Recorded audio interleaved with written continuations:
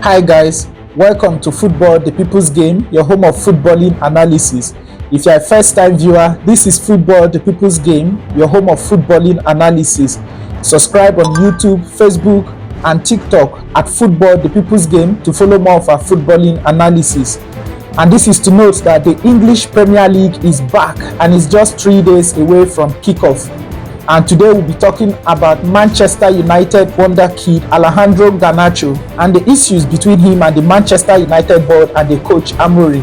Alejandro Garnacho tweeted, and Manchester United board director Wilcox has replied Alejandro Garnacho's tweet that if Alejandro Garnacho doesn't cooperate with Manchester United on his transfers, he would have no option than to relegate Alejandro Garnacho to be training with the reserves as long as he remains the director.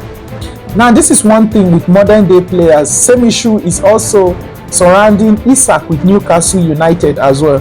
And if you look at modern day players, they are putting themselves first ahead of the club. If you look at situations that happened between De Gea and Manchester United about 2 seasons ago, you will see that there's some level of maturity that was put up by De Gea, and there was no noise about whatever happened, and De Gea had to leave the club because his service was no longer needed. Now look at some players that have been affected by scenarios like this. Look at Sancho at Manchester United. Sancho was a big prospect when he was playing for Dortmund until he came to Manchester United and started putting up this attitude, and he was loaned out to Chelsea. From Chelsea, they were not able to retain him due to 1 or 2 issues, and now he's at Manchester United yet to find a club and is deemed surplus to requirement if at all he doesn't find a club before the end of the transfer window. There's a case like this between Dele Alli and Jose Mourinho while he was at Tottenham Hotspur, where Jose Mourinho called Dele Alli personally to his office to advise him that if he continues with this kind of attitude, his career might likely not go where he's expecting. Now look at all these players that I've mentioned, players like Dele Alli, players like Sancho, where they have ended.